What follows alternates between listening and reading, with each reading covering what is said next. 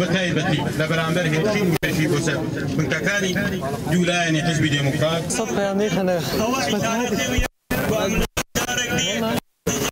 روشلاتی کردستان لسیدار دران رامین حسین پناهی لقمان و زانیاری مرادن و بدش به هر حزب دموکراتی کردستان شهید کرد روشلاتی کردستان و دزانن هاو کاگ لگل ام بانگرتنا هاو گات لگل ام یاکسونا ایم رو خلق بطیق رایدن دکان و بازاریان داخستوا یشتانات تی خوی نه ترکیه دتانی باکور داگیر که نه بشار اسد سوریه داگیر که و نه هشتی وحشی و مالکی و نمو دستکاکی بیت هوله و نه کماری اسلامیتانی بسی داره سمه داگیر که صلاو لگی بیگردوتان بزانن شهیدان ڕێگەیان ئێدامەی هەیە تا دایکانی وەکو دایە سەڵتەنە دایە شەریفە و دایکانی تر بەردەوام بن. سەدەما کۆمبوونە مە ئەوێ دەرێ وەکو ئون دەزانن ڕێژیما ئیرانێ دەوێ مدەهێ دەربازبوویدا کەتیە ناو دژمنکاری و بێژن پرۆسا قەتڵ عامە زێدەترە خەڵکی ڕۆژهەڵاتی کوردستانی بە داروەکردنا زیندانی سیاسی کولوێ هەفتەیە دەربازبوویدا 6 کەس داروەکردنە و هەروەها موشک بارانە بارەگای حزب دموکرات و دەست پێکردنا تەرۆریزمە دەوڵەتیە خوا ئەوە سەدەمێک ببوو ئەوێ کو جار دنێ ئەم بانگی هەموو کوردستانیا بکەین کو هەموو بە یەکدەنگ تەوی ئیدانەکردنا وێ تەرۆریزمە ڕێژیما ئیرانی و دژمنکارییا وێ تەما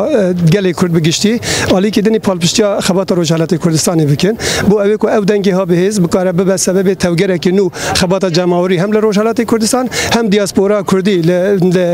ئەوروپا و ئەمریکا و وڵاتی دەرەوە و وێ دەرێژە عین بویجرایی ئەوە کو دەبینن هەموو هێزی کوردستانی بەسەر ڕەحێکی نەتەوەیی و کوردستانی هاتنە مەیدانی بۆ ئەوەی ڕۆژهەڵاتی کوردستانی تەنێ نەمینە هاتامە ئەو کریاری ڕێژیما ئیرانێ نە لە بەهێزبوونەوەیە بەلکو لە لاوازیاوەیە لە ترساوەیە لە نیگەرانیاوێ لە حرەکا خەڵکی کورد و حرەکا نەتەویە کو بەرەو پرۆسا روخانی کو دچە دەخوازە نەهادە ئەوێ مەترسی سەرخۆ لاواز بکە بۆیە هاتناوێ دەرێ لە حەقیقەتدا جۆشتانەوێ ئیرادا مقاومەتێ یا گۆتارە شۆڕشگەریە بۆ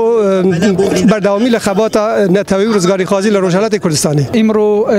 نوێنەتی هەر چاربەشی کوردستانی لێرە کۆبووینە کە دەنگی ناڕزایەتی خۆمان بەرامبەر بە کۆماری ئیسلامی بە کۆمەڵگای نێودەوڵەتی بگەڕن ئەزیش وەکو برای کاک رامینی حسین پەناهی شەهید رامین و لوقمان و زانیار لێرە حازرم کە دەنگی ناڕزایەتی ئەو سێ بنەماڵە بگەینن بە کۆمەڵگای نێودەوڵەتی لەلایەن بنەماڵەی رامین و لەقمان و زانیاری ژە سڵاو و ڕێزمەز بۆ هەموو گەلی کورد لە هەر پاچەی کوردستان و بەتایبەت ڕۆژاوای کوردستان دەزانن پێش ئێدامی رامین لە قامیشل و لە کۆبانی و لە شارەکانی تری ڕۆژاوا خەڵک هاتنە سەر شەقام دەنگی ناڕزایەتی خۆیان دەربڕی بۆیە لەلایەن بنەماڵەی رامین لەلایەن دایکی رامینە و سڵاو و ڕێزمەز بۆ گەلی کوردی خەباتکار لە ڕۆژاوای کوردستان سڵاو و ڕێز بۆ ئێوە رامین نەمردووە رامین کوڕی ئێوەیە لوقمان کوڕی ئێوەیە زانیار کوڕی ئێوەیە ئەم بەهێڤینن تەفگەرا سیاسی